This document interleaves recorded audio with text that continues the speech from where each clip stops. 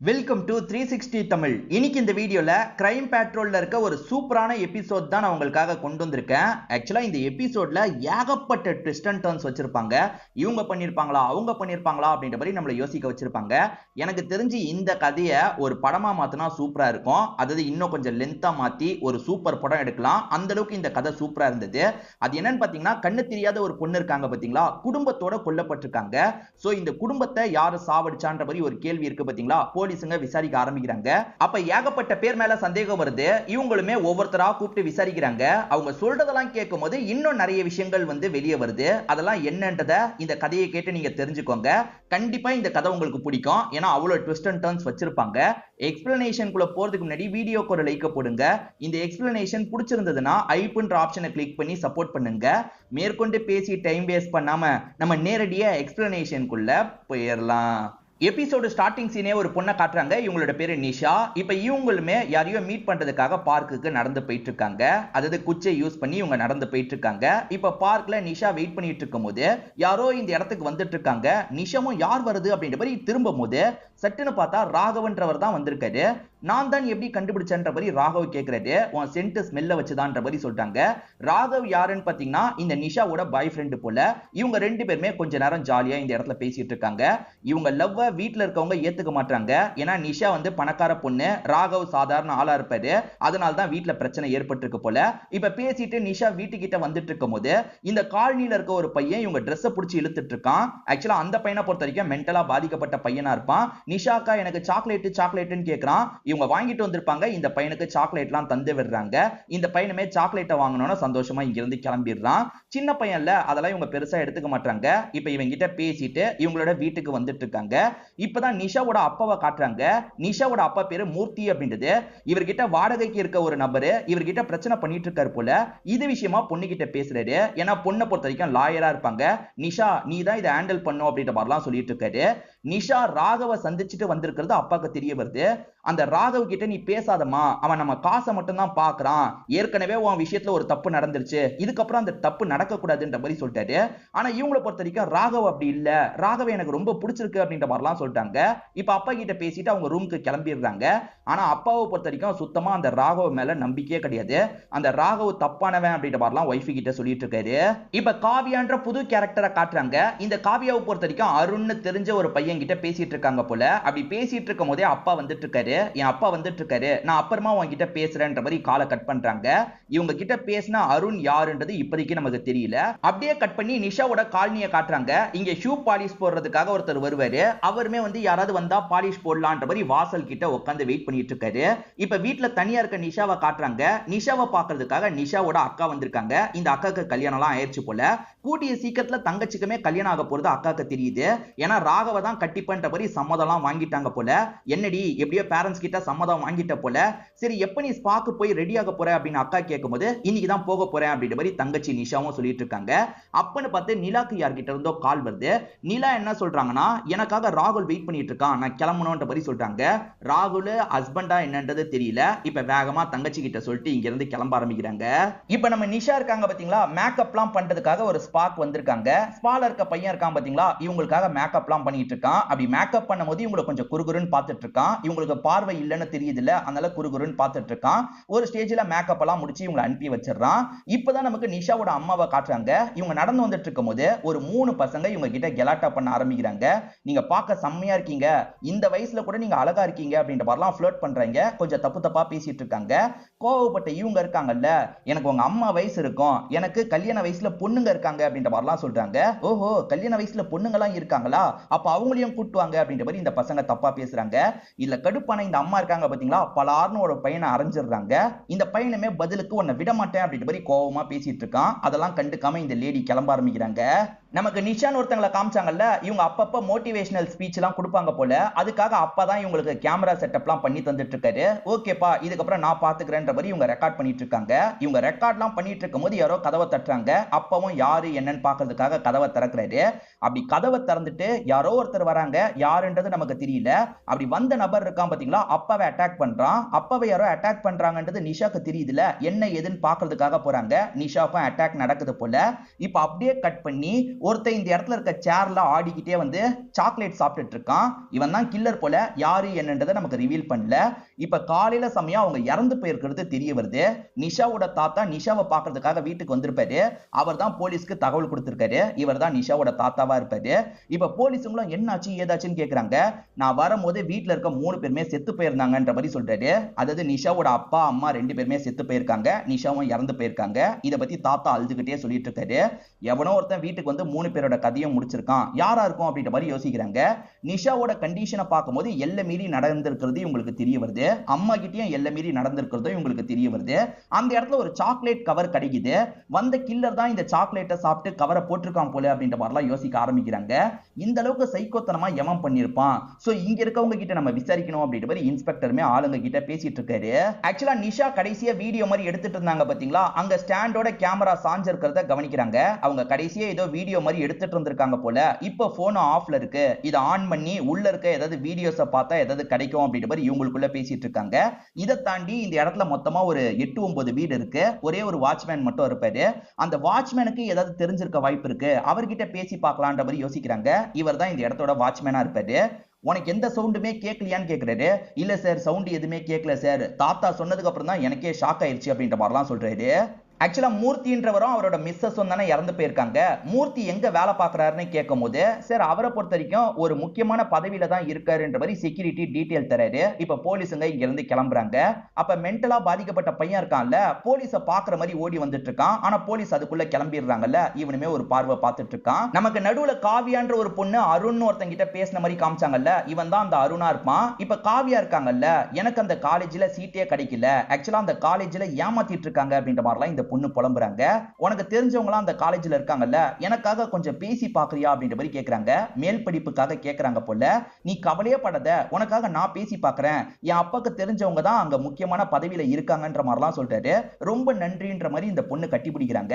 ஆனா இவன் தப்பான எண்ணத்துல தான் இந்த பொண்ணுக்கு ஹெல்ப் பண்ண நினைக்கிறான் போல. இந்த விஷயத்தை பண்ணவன் சைக்கோன்ற மாதிரி டாக்டர் சொல்றாரு.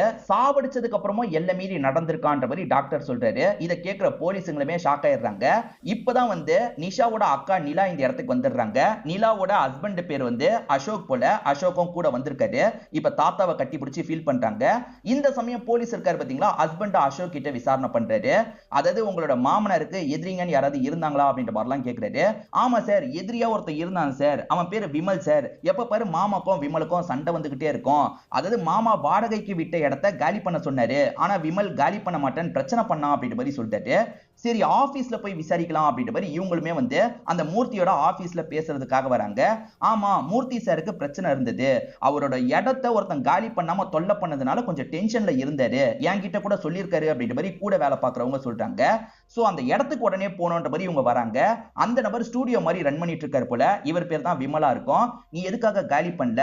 அவர் காலி பண்ண சொல்லும் போது தேவையில்லாம என்கிட்ட வம்பு வச்சுக்காத, உன்னை ஏதாவது பண்ணிடுவேன்ற மாதிரி வார்னிங் வேற கொடுத்துருக்க அப்படின்ற மாதிரிலாம் போலீஸ் சொல்றாரு. சார் பேசும்போது சில வார்த்தையை விட்டுருக்கேன், அவ்வளவுதான். மத்தபடி அவரோட சாவுக்கும் எனக்கும் எந்த ஒரு சம்பந்தமும் இல்லைன்ற மாதிரி விமல் சொல்றான். இந்த சமயம் விமலோட ஒய்ஃப் ஏதோ சொல்றதுக்கு ட்ரை பண்றாங்க. போலீஸுங்க கிளம்புனதுக்கு அப்புறம் விமல் இருக்கார்ல, ஏதாவது சொல்லணும்னு நினைச்ச உன்னை தொலைச்சிருவேன் அப்படின்ற மாதிரி மிரட்டுறாரு. நிஷாவோட அக்கா நிலா இருக்காங்கல்ல, இப்ப இன்ஸ்பெக்டர் கிட்ட எனக்கு வேற ஒண்ணு தோணுது சார் அப்படின்ற மாதிரி ஒரு விஷயத்த சொல்ல ஆரம்பிக்கிறாங்க. அது என்னன்னா, அன்னைக்கு அம்மா கிட்ட 3 பசங்க கெலாட்டா பண்ணிருப்பாங்க. கெலாட்டா பண்ணதுக்கு அம்மா அடிச்சிட்டாங்கல்ல, அந்த பசங்க வார்னிங் கொடுத்தது அம்மாக்கு பயத்தை தந்திருக்கும். இத பத்தி நிலா கிட்ட சொல்றாங்க. என்னமா சொல்றீங்க, உடனே கம்ப்ளைண்ட் கொடுங்க அப்படின்ற மாதிரி இவங்க சொல்றாங்க. கம்ப்ளைண்ட் லெவலுக்குலாம் போக வேணாண்டி, அந்த பசங்கலாம் எதுவுமே பண்ண மாட்டாங்க, வாய் பேச்சு தான் அப்படின்ற மாதிரி அம்மா சொல்றாங்க. அப்படிலாம் ரிஸ்க் எடுக்காதீங்கம்மா, நீங்க கம்ப்ளைண்ட் கொடுங்கன்ற மாதிரி பொண்ணு எவ்வளவோ சொல்லியிருப்பாங்க. ஆனா அம்மா கேட்டிருக்க மாட்டாங்க. இப்ப யோசிச்சு பார்க்கும்போது அந்த பசங்க தான் ஏதோ பண்ணிருக்காங்கன்னு எனக்கு தோணுது சார். நான் கூட வீட்டு பக்கம் வரும்போது அந்த பசங்களை பார்த்திருக்கேன் அப்படின்ற மாதிரிலாம் சொல்றாங்க. அந்த பசங்க யாரு என்னன்றதை கண்டுபிடிக்கணும்னு இன்ஸ்பெக்டரும் யோசிக்கிறாரு. இப்ப காலனியில விசாரிக்கும் போது நிறைய பேருக்கு அந்த பசங்களை பத்தி தெரிஞ்சிருக்கு. அந்த பசங்க வேற ஸ்டேட் பசங்களா இருப்பாங்க, படிப்புக்காக இந்த இடத்துக்கு வந்திருக்காங்க போல. எல்லார்கிட்டயும் கெலாட்டா பண்ணிக்கிட்டே இருப்பாங்க சார் அப்படின்ற மாதிரி எல்லாருமே சொல்றாங்க. அந்த 3 பசங்க இப்ப இருக்கிற வீட்ல இல்ல போல. அந்த 3 பசங்களை அமுக்கணும்ன்ற மாதிரி யோசிக்கிறாங்க. வீட்ல மூர்த்தியோட போன் இருந்திருக்கணும்ல, அந்த போன் மிஸ் ஆகுது. ஒருவேளை கில்லர் எடுத்துட்டு போயிருப்பானா அப்படின்ற மாதிரி இவங்க யோசிச்சுட்டு இருக்காங்க. ஆக்சுவலா அந்த காலனில மென்டலா பாதிக்கப்பட்ட ஒரு பையன் இருக்கான் பாத்தீங்களா, அந்த பையன் அந்த போனை பாக்குறான், கையில எடுத்து வச்சுக்கிறான். அவனுக்கு எங்க போன் கிடைக்குதுன்றது தெரியல. இப்ப டீலாம் விக்கிற ஒரு பையன் போலீஸ் கிட்ட ஒரு விஷயத்த சொல்றதுக்காக வந்திருக்கான்.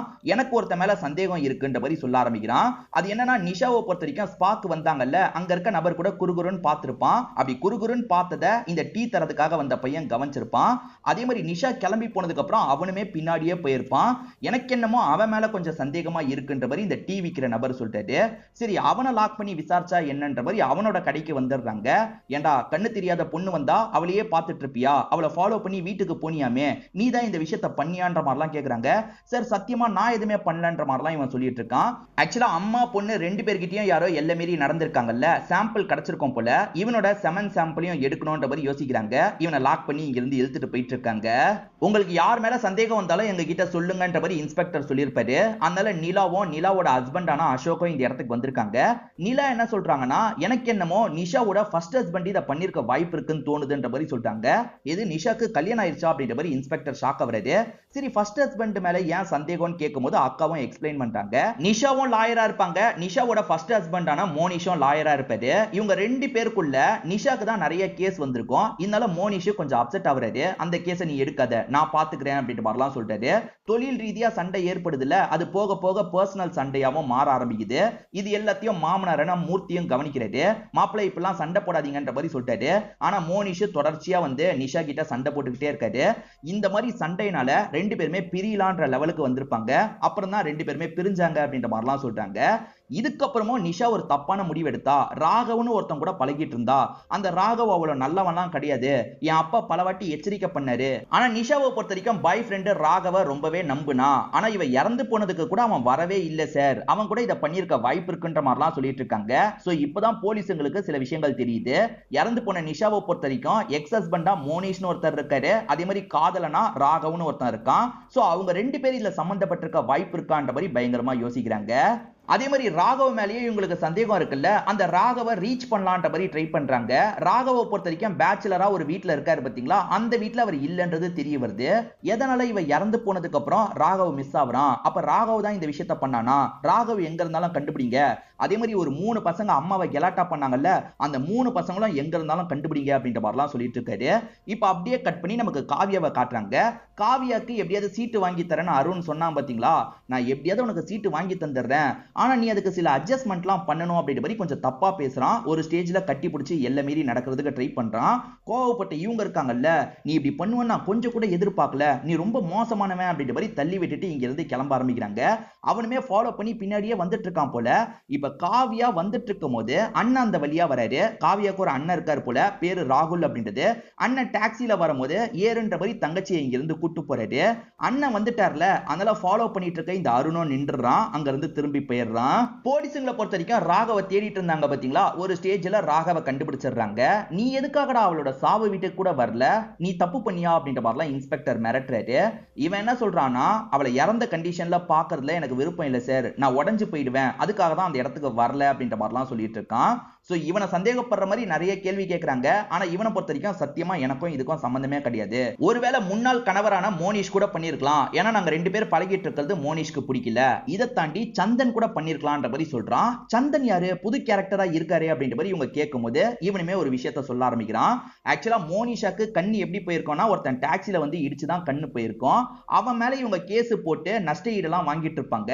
அந்த சந்தன், நான் உன்னால ரொம்ப டயர்ட் ஆயிட்டேன், நிறைய காசை இழந்துட்டேன், ஒழுங்கா அந்த கேஸை வாபஸ் வாங்கிரு, மொத வாட்டி நான் இடிச்சதுல கண்ணு தான் போயிருச்சு, ஆனா இந்த வாட்டி நான் வேணும்ட்டே இடிச்சு உன் உயிரியே போக வச்சிருவேன் அப்படின்ற மாதிரி வார்னிங் கொடுத்திருப்பான். பக்கத்துல இருக்கிறதுனால ராகவும் இப்பெல்லாம் பேசாத, இங்க இருந்து கிளம்புன்ற மாதிரி அனுப்பி வச்சிருப்பாரு.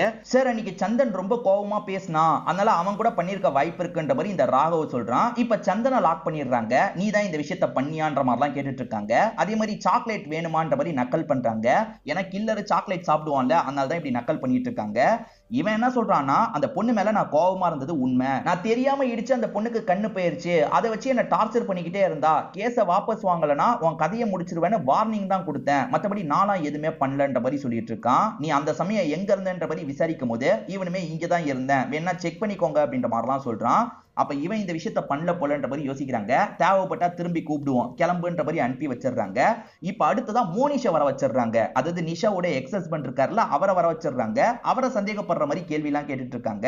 இவரை பொறுத்த வரைக்கும் எங்க 2 பேருக்குள்ள சண்டை போனது உண்மைதான் சார், ராகவ் கூட பழகுனதும் எனக்கு பிடிக்கல, ஆனா மத்தபடி நான்லாம் இதுல சம்பந்தப்படல சார், என் மாமியார் கிட்டயே நான் எப்படி சார் எல்லை மீறி நடப்பேன்ற மாதிரிலாம் கேட்கறாரு. இதை தாண்டி நிலா மேல சந்தேகப்படுற மாதிரி பேசுறாரு. நிலா மேல என்னடா சந்தேகம்ன்ற மாதிரி கேக்குறாங்க.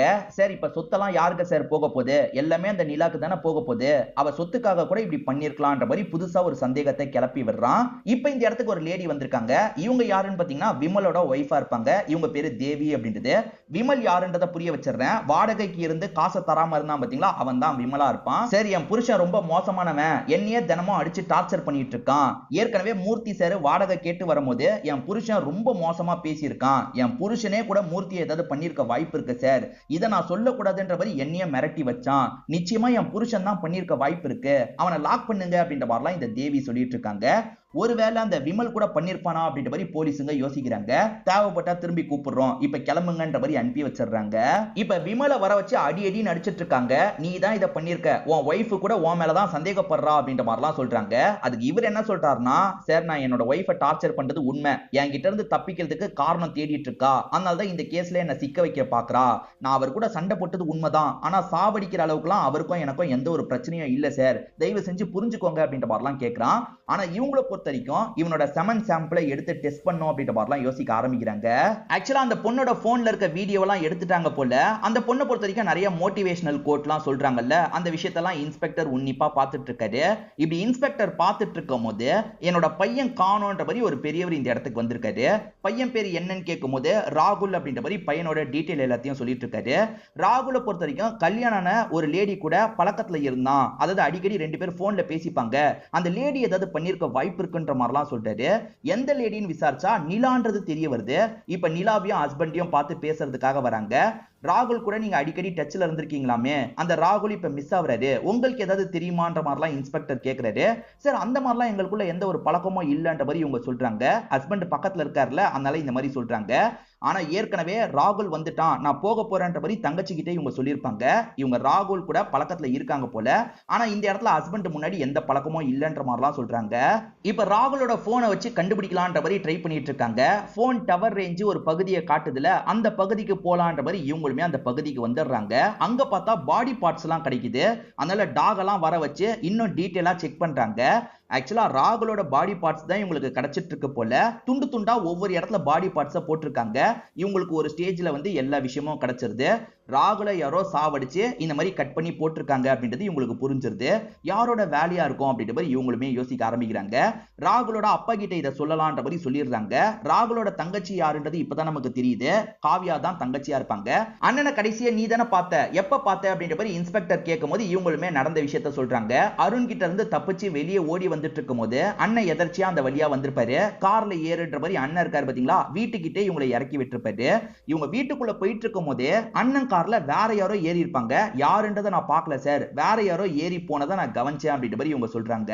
ஆக்சுவலா இந்த பொண்ணு அருண் ஒரு நபரால பாதிக்கப்பட்டிருப்பாங்க. அவங்க கிட்ட இருந்து தப்பிச்சு ஓடி வந்தாங்க பாத்தீங்களா, அதை பத்திலாம் போலீஸ் கிட்ட எதுவுமே சொல்ல மாட்டாங்க. சரி அதெல்லாம் நம்ம பர்சனலா இருக்கட்டும், இதெல்லாம் போலீஸ் கிட்ட சொல்ல வேணாம் அப்படின்ற மாதிரி மறைச்சிடுறாங்க. இப்ப போலீஸ்மே இவங்களுக்கு ஆறுதல்லாம் சொல்லிட்டு கிளம்புறாரு. நேரா எங்க வராருன்னா நிலாவையும் ஹஸ்பண்டையும் பார்க்கிறதுக்காக தான் வராரு. நிலாவும் ராகுல் இறந்து போனதை நினைச்சு பயங்கரமா ஃபீல் பண்ணிட்டு இருக்காங்க. இது மூலியமா 2 பேருக்கும் பழக்கம் போயிருக்குன்றது இன்ஸ்பெக்டருக்கு தெரிஞ்சிருது. ஒரு ஸ்டேஜ்ல அசோக் என்ன சொல்றாருன்னா, என் ஒய்ஃபுக்கு அவன் கூட பழக்கம் போனது ஏற்கனவே தெரியும் சார், பரவாயில்ல இருக்கட்டும், நீங்க தேவையில்லாம என்னோட ஒய்ஃபை கஷ்டப்படுத்தாதீங்கன்ற மாதிரி அனுப்பி விடுறாரு. ஏற்கனவே பழக்கம் தெரியுமா, அப்போ ஒருவேளை அந்த ராகுல போட்டு தள்ளினதே இந்த அசோகா இருக்குமா அப்படின்ற மாதிரி யோசிக்கிறாங்க. ஏன்னா ஒய்ஃப் பழகிறது தெரிஞ்சிருக்கு, சமயம் பார்த்து அவனோட கதையை முடிச்சிருக்கான் போல அப்படின்ற மாதிரிலாம் இவங்க பயங்கரமா டிஸ்கஸ்லாம் பண்றாங்க. இப்ப மனநலம் பாதிக்கப்பட்ட பையன் இருக்கான் பாத்தீங்களா, நிஷா நிஷான்ற மாதிரி வீட்டுக்குள்ள வந்துட்டு இருக்கான். இதை கவனிக்கிற தாத்தா, யாரா நீ, எதுக்காகடா இங்க வந்திருக்கன்னு கேக்குறாரு. இவன் கையில வந்து பையனோட போன் இருக்கிறத பாக்குறாரு, அதாவது மூர்த்தியோட போன் இருக்கிறத பாக்குறாரு. என் பையன் போன் எப்படா வாங்கிட்ட வந்தது அப்படின்ற மாதிரிலாம் இந்த பையனை லாக் பண்றாரு. அதே மாதிரி போலீஸ்க்கு கால் பண்ணி வர வச்சிடுறாரு. மூர்த்தி போன் இந்த பையன் கிட்ட இருக்கா, எப்படி இந்த பையன் கிட்ட வந்தது அப்படின்ற மாதிரிலாம் இவங்க யோசிச்சுட்டு இருக்காங்க. எந்த கேள்விக்கும் இந்த பையன் சரியா பதில் சொல்ல மாட்டான். இப்ப இந்த பையனோட அப்பா இந்த இடத்துக்கு வந்துடுறாரு. என் பையன் எந்த ஒரு தப்பும் பண்ணிருக்க மாட்டான்ற மாதிரிலாம் சொல்லிட்டாரு. சரி பேசுறதுக்கு ஹெல்ப் பண்ணுங்க அப்படின்ற மாதிரி இவங்க அப்பா கிட்ட சொல்லிட்டாங்க. அது மூலியமா இந்த பையன் கிட்ட பேசுறாங்க. இந்த போன் உனக்கு எங்க கிடைச்சதுன்னு கேட்கும்போது இந்த பையனுமே எக்ஸ்பிளைன் பண்ண ஆரம்பிக்கிறான். ஷூ பாலிஷ் போடுறதுக்காக ஒரு அங்கிள் வருவாரு. அவர் தான் ஒரு ஸ்டேஜ்ல இந்த போனை தூக்கி போட்டுட்டு போனாரு, நான் எடுத்து வச்சுக்கிட்டேன்னு சொல்றான். எது ஷூ பாலிஷ் போடுறவர்கிட்ட போன் இருந்திருக்கா, சரி அவரை லாக் பண்ணோம் அப்படின்ற மாதிரி யோசிக்கிறாங்க. இப்ப ஷூ பாலிஷ் போடுறவரை இந்த இடத்துக்கு வர வச்சிடுறாங்க. இவர்கிட்டயும் சாக்லேட் வேணுமான்ற மாதிரிலாம் கிண்டலா கேட்டுட்டு இருக்காங்க. என்ன நடந்தது ஒழுங்கா சொல்லு அப்படின்ற மாதிரிலாம் மிரட்ட ஆரம்பிக்கிறாங்க. இவருமே சொல்லிடுறேன் அப்படின்ற மாதிரி பயந்த மாதிரி சொல்ல ஆரம்பிக்கிறாரு. இங்க இருக்கவங்களுக்கு ஷூ பாலிஷ் போடுறது தான் இவரோட வேலை போல. அந்த மாதிரி மூர்த்தி இருக்காருல, அந்த நாள் ஈவினிங் ஷூ பாலிஷ் போடுறதுக்காக வந்திருப்பாரு. அப்படி பாலிஷ் போட்டுட்டு போகும்போது அவருக்கே தெரியாம அவரோட போன் கீழே விழுந்திருக்கும். இவருமே அந்த போனை எடுத்து ஓபன் பண்ணலாம்னு நினைக்கிறாரு. பாஸ்வேர்ட்லாம் போட்டிருக்கிறதுனால இவருக்கு ஓபன் பண்ண தெரியல. ஒரு ஸ்டேஜ்ல போனை ஒரு மூலையில போட்டு போயிருப்பாரு. அதை தான் இந்த சின்ன பையன் எடுத்திருப்பான். சரி மத்தபடி நாலாம் எதுவுமே பண்ணலன்ற மாதிரி இந்த ஷூ பாலிஷ் போடுற நபர் சொல்றாரு. இவரை நம்ப முடியாது, இவரையும் நம்ம டெஸ்ட் பண்ணோம் அப்படின்ற மாதிரி யோசிக்கிறாங்க. அதாவது செமன் டெஸ்ட் பண்ணோம்ன்ற மாதிரி யோசிக்கிறாங்க. ஃபர்ஸ்ட் ஹஸ்பண்ட் மோனிஷ் இருக்கார்ல, சந்தனுக்கு நிறைய காசு அனுப்பி இருக்கிறது உங்களுக்கு தெரிய வருது. அவன் எதுக்காக சந்தனுக்கு காசு அனுப்பியிருக்கான், ஏதோ தப்பா இருக்கே அப்படின்ற மாதிரி இப்ப மோனிஷை இந்த இடத்துக்கு வர வச்சு அடின்னு அடிச்சிட்டு இருக்காங்க. இப்ப மோனிஷ் ஒரு உண்மையை ஒத்துக்க ஆரம்பிக்கிறாரு. அதாவது இவரை விட ஒய்ஃப் நிஷாக்கு நிறைய கேஸ் போச்சு பாத்தீங்களா, இதுல இவர் கடுப்பாயிருப்பாரு. இந்த டைம்ல தான் அவங்க பிரிஞ்சிடலாம் அப்படின்ற மாதிரியும் சொல்லியிருப்பாங்க. நம்மளை விட்டு பிரிஞ்சவன் நல்லா இருக்க கூடாது, கதையை முடிச்சிடணும் அப்படின்ற மாதிரி இவன் ஒரு பிளானை போட்டிருப்பான். சந்தன் தெரிஞ்சவனா தான் இருப்பான். நீ காரை வச்சு அடிச்சு தூக்கிரு, ஆக்சிடென்ட் அப்படின்ற மாதிரி கேஸை முடிச்சுக்கலாம்ன்ற மாதிரி சொல்லியிருப்பான். அவர் அடிச்சு தூக்கி இருப்பாரு. ஆனா உங்களுக்கு கண்ணு மட்டும் தான் போயிருக்கும், உயிர் போயிருக்காது. அதே மாதிரி சந்தனும் பெரிய பிரச்சனையில சிக்கி இருப்பாரு. எனக்கு காசு தா, ஒன்னால் தான் பிரச்சனையில மாட்டிக்கிட்டேன்ற மாதிரி அந்த சந்தன் இருக்கான்ல, இவர்கிட்ட அப்பப்ப காசெல்லாம் கேட்டு வாங்கிட்டு இருந்திருப்பான். சோ ஏற்கனவே சாவடிக்க நினைச்ச நீ இந்த விஷயத்த பண்ணிருக்கலாம்ன்ற மாதிரி போலீஸ் கேட்கிறாரு. சரி இதுக்கும் எனக்கும் சம்பந்தமே இல்லைன்ற மாதிரி சொல்றான். ஏறக்குறைய நிறைய பேரோட சாம்பிள் எடுத்து மேட்ச் பண்ணி பாக்குறாங்கல்ல, யாருதுமே மேட்ச் ஆக மாட்டேங்குது. அதே மாதிரி ராகுல யாரு கொலை பண்ணாங்கன்றதையும் கண்டுபிடிக்கணும். ராகுல் வந்து தங்கச்சியை விட்டுட்டு போறான்ல, எங்கெல்லாம் போயிருக்கான்றதை கொஞ்சம் செக் பண்ணுங்க, சிசிடிவில ஏதாவது கண்டுபிடிக்க முடியுமா பாருங்கன்ற மாதிரி இன்ஸ்பெக்டர் சொல்லிட்டாரு. இந்த மாதிரி சமயத்துல இவங்களுக்கு ஒரு தகவல் கிடைக்குது. அந்த 3 பசங்களை எல்லா பகுதியிலையும் தேடிட்டு இருந்தாங்கல்ல, ஒரு ஸ்டேஜ்ல கண்டுபிடிச்சிடுறாங்க போல. இப்ப லாக்அப்ல தான் வச்சிருக்காங்க. இப்ப இன்ஸ்பெக்டருமே 3 பேரையும் போட்டு சம்மடி அடிக்கிறாரு. நீ இந்த மாதிரி அந்த லேடிக்கு வார்னிங் கொடுத்திருக்க, நீங்க 3 பேர் சேர்ந்து தானே இப்படி பண்ணீங்கன்ற மாதிரி கேட்கிறாரு. சார் நாங்க வார்னிங் கொடுத்தது உண்மைதான், ஆனா நாங்களாம் இதை பண்ணல சார். அந்த லேடியும் குடும்பமும் இறந்து போயிட்டாங்கன்னு தெரிஞ்சோன்னே எங்க மேலதான் டவுட் வரும்ன்றதுக்காக பயந்து நாங்க இந்த ஊரை விட்டே கிளம்பிட்டோம் சார், மத்தபடி நாங்க எதுவுமே பண்ணலன்ற மாதிரி சொல்றாங்க. ஆனா அப்படிலாம் விட முடியாது, இவனுங்களோட செமன் சாம்பிளையும் எடுத்து டெஸ்ட் பண்ணோம் அப்படின்ற மாதிரி யோசிக்கிறது. ராகுலோட கார்ல யாரோ ஏறி போனாங்கல்ல, 2 பேருமே பாருக்கு தான் போயிருக்காங்க. அதுக்கான சிசிடிவி ஃபுட்டேஜ் உங்களுக்கு கிடைச்சிருது. இதை தாண்டி இந்த கேஸ் விஷயமா ஒரு விஷயத்தை பேசணும்ன்ற மாதிரி ஒரு லேடி கால் பண்றாங்க. ஏறக்குறைய இந்த லேடிக்கு ஒரு 50 வயசு இருக்கும். வீட்டுக்கு வாங்கன்ற மாதிரி போலீஸுங்களை வர வச்சிடுறாங்க. இந்த சம்பவத்தை பண்ணவன் தான் என்கிட்டயும் எல்லை மீறி நடக்கிறதுக்கு ட்ரை பண்ணான்ற மாதிரி ஒரு விஷயத்த சொல்றாங்க. இவங்க வீட்டுல வந்து தச்சர் வேலை பார்க்கறதுக்காக ஒருத்தனை வர வச்சிருப்பாங்க. அவன் திடீர்னு பார்த்தா இந்த லேடி கிட்ட எல்லை மீறி நடக்கிறதுக்கு ட்ரை பண்ணியிருப்பான். இவங்க தள்ளி விட்டு தப்பிச்சிருப்பாங்க. சார் அவன் தான் சார் கண்டிப்பா இந்த விஷயத்தையும் பண்ணியிருக்கான் அப்படின்ற மாதிரிலாம் இந்த லேடி சொல்றாங்க. அவன் ஃபேஸ் எப்படி இருக்கும், நீங்க வரையறதுக்கு ஹெல்ப் பண்ண முடியுமான்ற மாதிரி இவங்களுமே வரைஞ்சிடுறாங்க. அப்படி வரைஞ்ச முகம் இருக்கு பாத்தீங்களா, சிசிடிவில வந்தவன் கூட மேட்ச் ஆகுது. அதாவது ராகுல கூட்டிட்டு போனது இவன் தான். சோ இவன் தான் ராகுலையும் போட்டு தள்ளியிருக்கான் போல. 2 கேஸ்லயும் சம்பந்தப்பட்டது ஒருத்தன் தான். இவன் எங்க இருந்தாலும் கண்டுபிடிக்கணும் அப்படின்ற மாதிரிலாம் யோசிக்க ஆரம்பிக்கிறாங்க. இந்த நபரோட பேரை நம்ம குருன்னு வச்சுக்கலாம். குரு இப்ப வேற ஒரு இடத்துல வேலை பார்க்கறதுக்காக வந்திருக்காரு. கபோர்ட்லாம் ரெடி பண்றதுக்காக வந்திருக்காரு. இங்க இருக்க லேடியை ரொம்ப குறுகுறுன்னு பார்த்துட்டு இருக்காரு. அந்த லேடிக்கு அதெல்லாம் புரிய மாட்டேங்குது. இந்த வேலையெல்லாம் முடிச்சு வச்சிருங்க, நான் வந்துடுறேன்னு கிளம்புறாங்க. இவனுமே முடிச்சு வச்சிடுறேன்ற மாதிரி சாக்லேட் எல்லாம் சாப்பிட்டுட்டு இருக்கான். இப்ப தாத்தா கிட்ட இவன் போட்டோவை காட்டும் போது இவன் ஏற்கனவே வீட்டுல வேலை பார்க்கறதுக்கு வந்திருக்கான்ற மாதிரி தாத்தா சொல்லிட்டாரு. அதாவது அந்த நிஷாவோட வீட்லயும் வேலை பார்க்கறதுக்காக வந்திருப்பான் போல. அப்படி வந்தவன் நிஷாவை டார்கெட் வச்சிருக்கான் போல, குடும்பத்தை டார்கெட் வச்சிருக்கான் போலன்ற மாதிரி இவங்க யோசிக்கிறாங்க. இப்பதான் குரு அடுத்த லேடியே டார்கெட் வச்சிட்டான்ல, மேடம் எப்ப வருவீங்க, உங்ககிட்ட ஒரு கரெக்ஷன் கேட்கணும்ன்ற மாதிரி சொல்றான். நான் வீட்டுக்கு தான் வந்துட்டு இருக்கேன், இன்னும் கொஞ்ச நேரத்துல வந்துருவேன்னு சொல்றாங்க. அப்படியா மேடம், வாங்க மேடம் வாங்க மேடம் அப்படின்ற மாதிரி இவன் சொல்றான். வந்தாங்கன்னா அவங்க கதையை முடிக்கலான்ற மாதிரி வெயிட் பண்ணிட்டு இருக்கான் போல. இப்ப போலீஸுங்க இருக்காங்கல்ல, அவன் எங்க இருக்கான்றதை தேடி வந்துட்டு இருக்காங்க. இந்த ஏரியால தான் இருக்கான்னு தெரியுது, எக்ஸாக்ட்டா எங்க இருக்கான்னு தெரியாம தேடிட்டு இருக்காங்க. அப்பன்னு பார்த்து இந்த லேடி கொஞ்சம் கத்துற மாதிரி சவுண்ட் கேக்குது. இங்கதான் பிரச்சனைன்னு புரிஞ்சுக்கிட்டு வந்துடுறாங்க.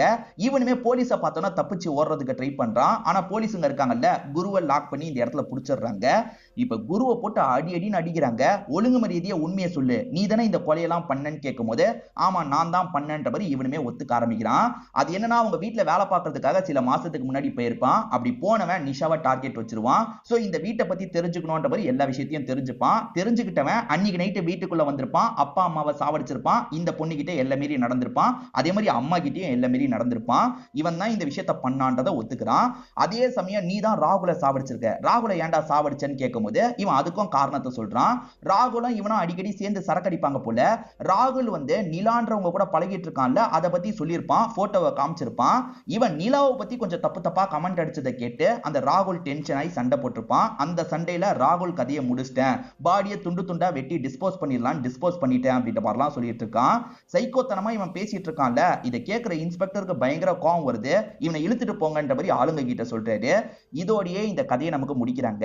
இந்த கதையில வந்த ட்விஸ்ட் அண்ட் டர்ன்ஸ்லாம் கண்டிப்பா உங்களுக்கு பிடிச்சிருக்கும்னு நம்புறேன். இந்த வீடியோ உங்களுக்கு பிடிச்சிருந்ததுன்னா லைக் பண்ணுங்க, கமெண்ட் பண்ணுங்க, மறக்காம 360 தமிழ் சேனலை சப்ஸ்கிரைப் பண்ணுங்க. தொடர்ச்சியா இந்த மாதிரி வீடியோக்கள் வந்துகிட்டே தான் இருக்கும்.